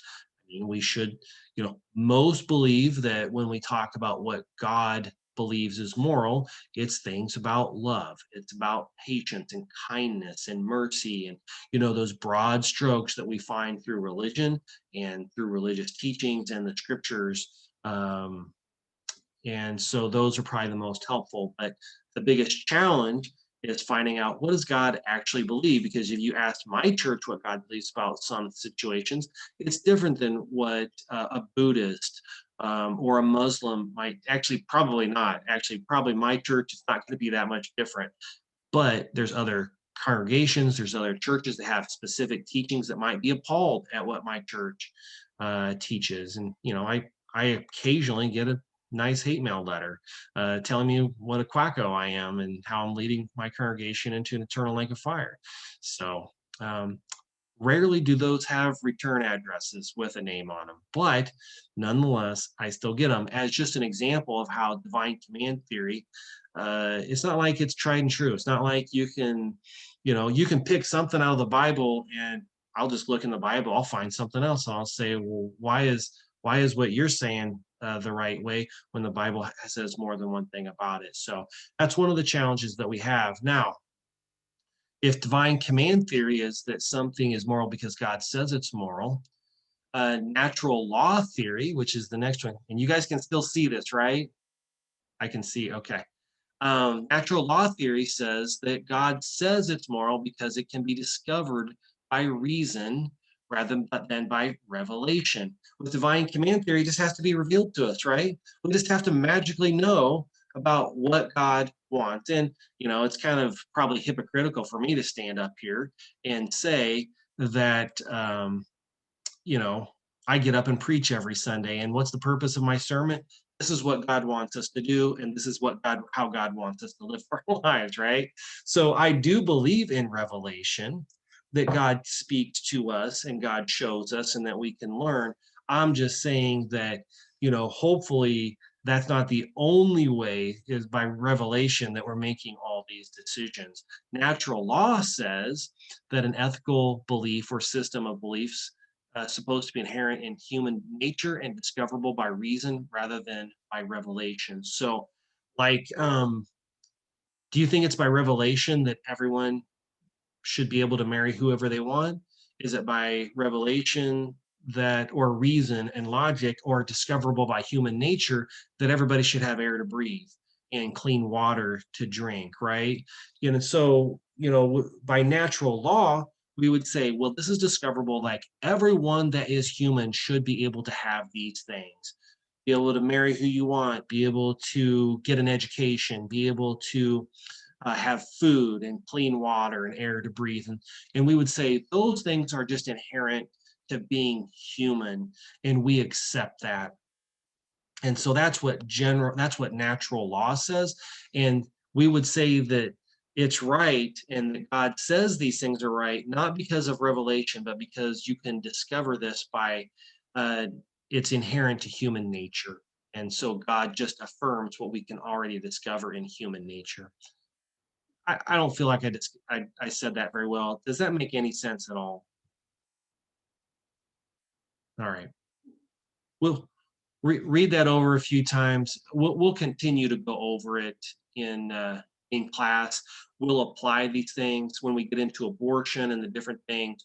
We'll talk about the different perspectives of the different ethical frameworks and stuff. But basically, natural law is saying that because you are human, you should have these things, and God affirms that. It doesn't even have to be a God thing. Natural law doesn't have to be a God thing, but oftentimes it is. Let's see, what else does it say? Generally, whenever a group rebels against their government and asserts rights that the government hasn't granted them, they're making a claim of natural law. Many children, for example, appeal to a sense of fairness in disputes, and most people around the world agree that murder is a severe infraction of natural law. If we're human, we shouldn't be murdered. For example, the Declaration of Independence was an assertion of natural law, the right to be free, the right not to be taxed without representation. If you believe that you are entitled to these rights just by virtue of the fact that you are alive and you are human, then you believe in natural law. Other examples of natural law could be the right to happiness, privacy, worship. It can also work the other way. Certain actions are criminal just by virtue of the acts themselves, such as murder or rape. So hopefully that gives you some insight in there. Be sure you do your reading. It will help you understand natural law even better. Wright's theory tends to be Wright's theory, which comes next, is deontological, that it's a form of natural law theory but it's been put into a document, into a law by a governing group of people that are protected and given the highest priority. So rights are considered to be ethically correct and valid since a large or ruling population endorses them. An example would be it's moral to kill someone using the death penalty because the law endorses this punishment. We have the Bill of Rights. You know, those are rights set forth by a society that we should all have these rights. All right. One of the most important deontological frameworks, theories, is called Categorical Imperative. You'll need to know this one. We'll use this one a lot. And when it comes to deontological ethics, including Categorical Imperative, these are supposed to be universal truths. That when they're right, they're always right. And when they're wrong, they're always wrong. No exceptions. You will need to know, it will be very important to know that Immanuel Kant, K-A-N-T, he was the one that championed categorical imperative and the unconditional moral law that applies to all rational beings and is independent of the goodwill expressed.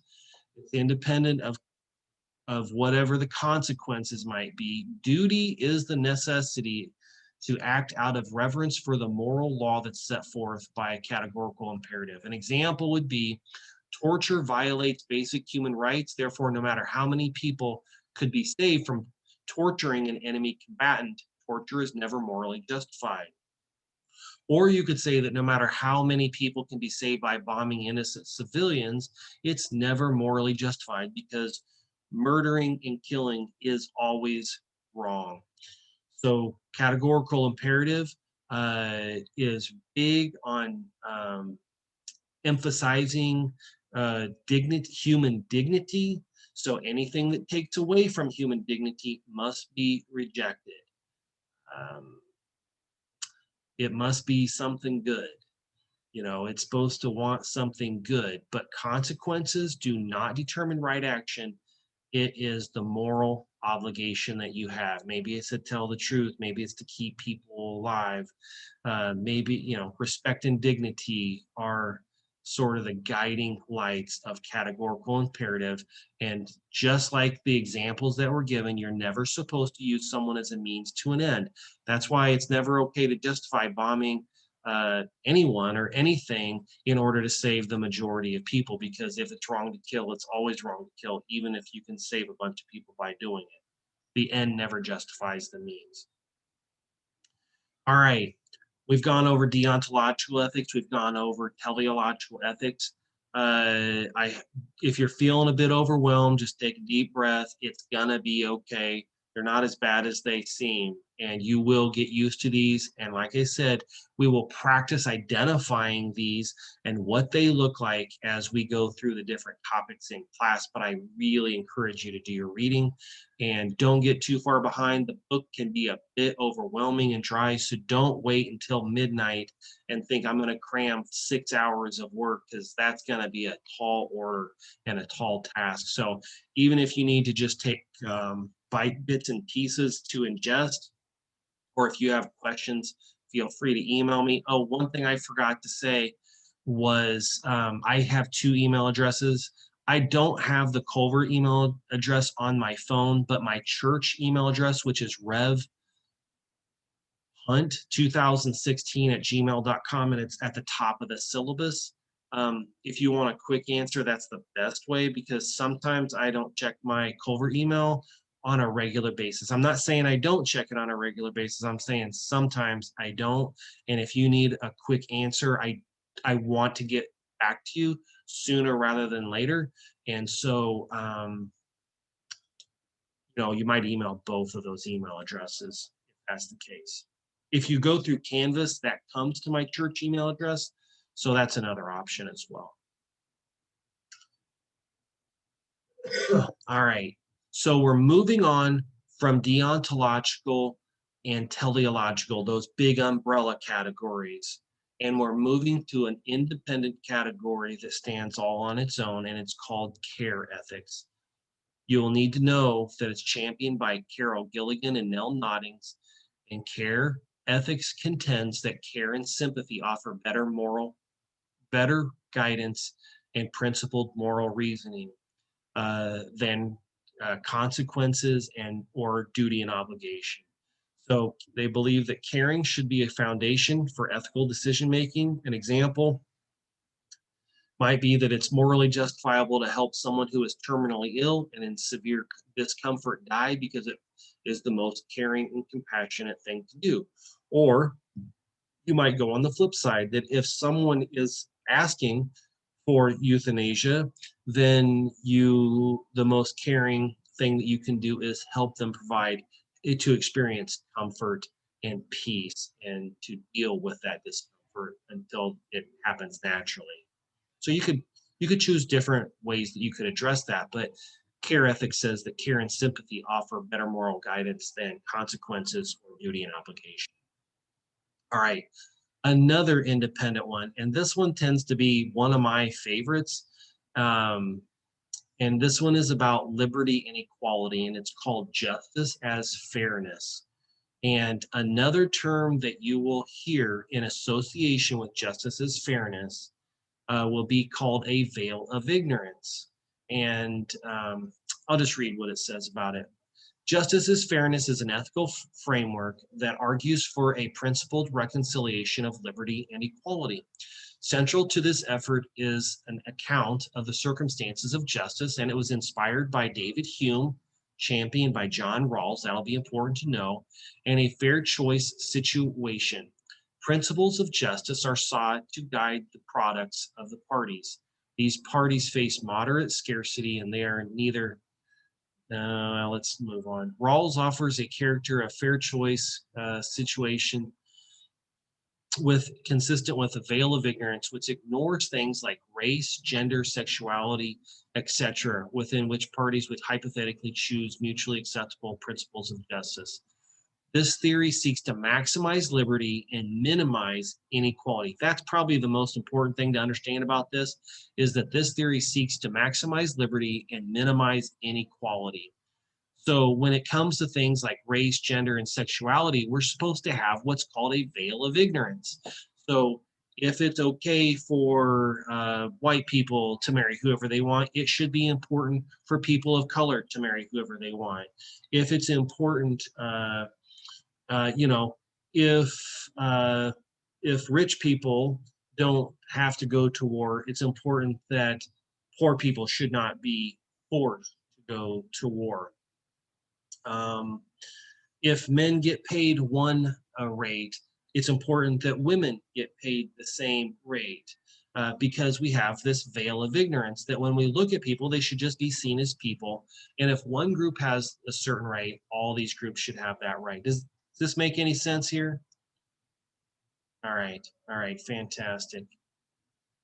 All right, we're getting close, only 2 left. We have virtue ethics, which is associated with Plato and Aristotle, and it de-emphasizes rules and consequences and instead focuses on the character of the moral agent as a driving force for ethical behavior. Rather than rules, which is deontology, or consequences, which is teleological, virtue ethics asks the question, what is virtuous? To determine ethical series. Virtue ethics seeks to nurture, and this is important, virtue ethics seeks to nurture virtue in people. An example would be a person only calls into work when he or she is really sick, or a middle school student chooses to work as a peer mediator in order to help stop bullying. Or I oppose the use of hardcore pornography because it promotes violence instead against women and promotes negative stereotypes of the roles of women in society. All right, we've covered a whole bunch so far. Are there any questions? I've gone through really quickly. All right, well, the last one is called social contract theory. This is often one that's used to justify the death penalty, not just the death penalty, but it is a legitimate means to have an argument using logic and reason that helps justify the death penalty. This was a theory that was championed by John Locke, Hobbes, Rousseau, and others. An agreement entered into by individuals that results in the formation of the state of organized society, the prime motive being the desires for protection. And in order to get that protection, you need to surrender some of your personal liberties. An example would be that you agree to give up some of your personal freedom in order to go to class or do homework or attend meetings in order to attend school. And in exchange, what do you get? An education. You get a degree. So you're giving up your Monday nights. You could have personal liberties. You could be doing whatever you wanted on Monday night, but you agreed to give up your personal liberty for a few hours on Monday nights so that you could get an education. Another example would be that you agree to follow the state laws for driving in exchange for the right to drive on public streets. So as long as you follow the laws about driving in town, you don't go 80 miles an hour in town in a 35-mile-an-hour zone, you will be protected and you'll be able to drive, but you give up the right to drive like a maniac through town. The way that social contract theory is used with the death penalty, it's saying that when you're born, you automatically receive protection, that you are not to be killed. So your life is given a priority and you are protected so that others shouldn't just be able to come and be able to kill you.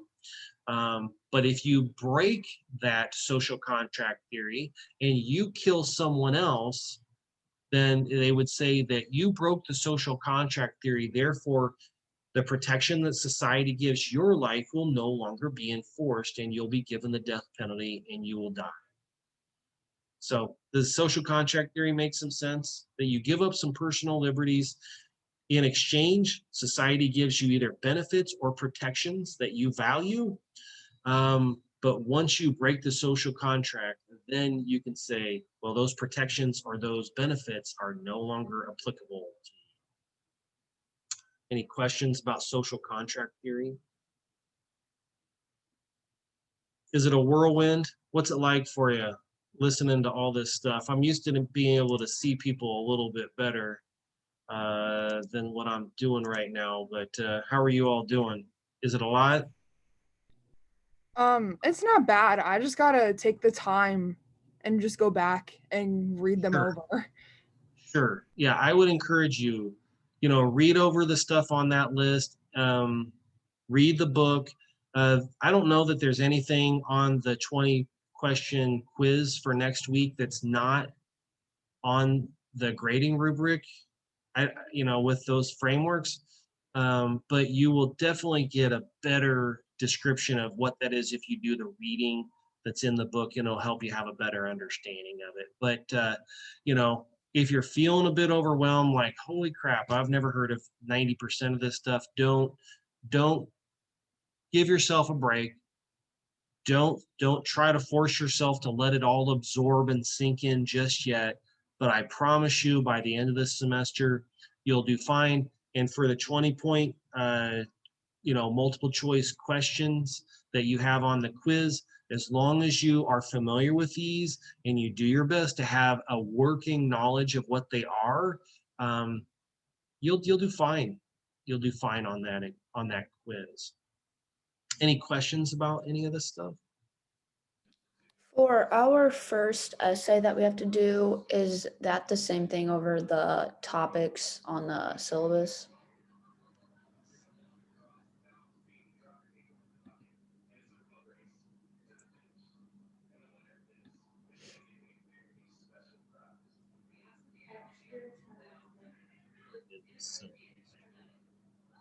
There we go.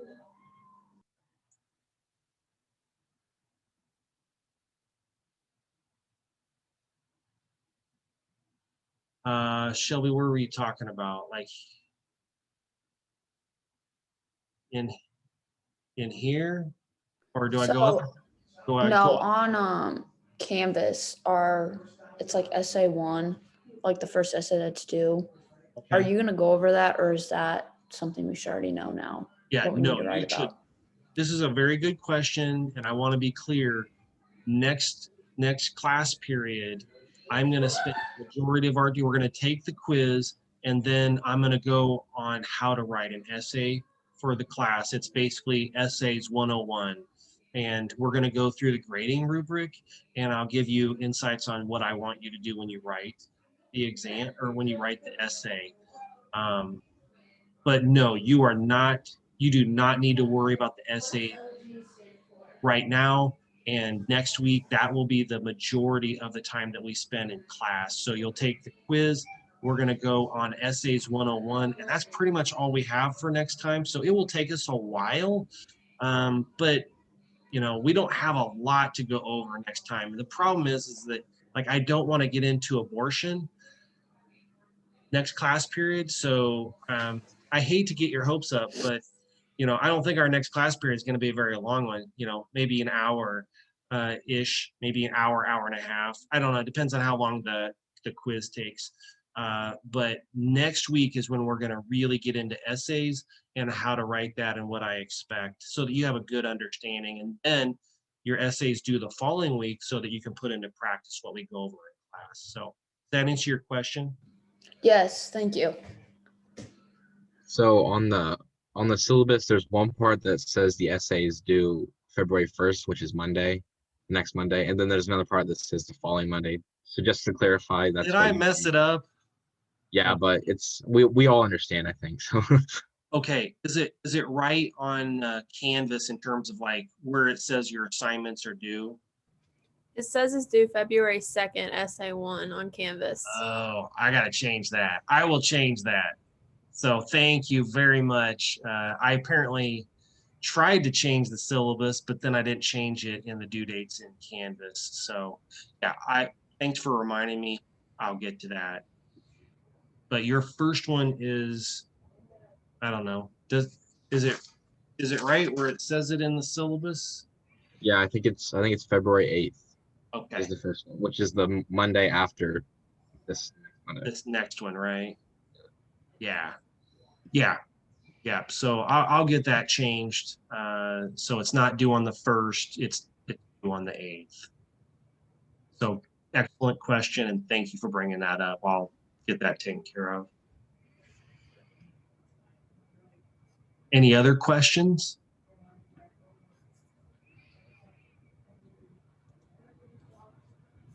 Okay, well, I don't know.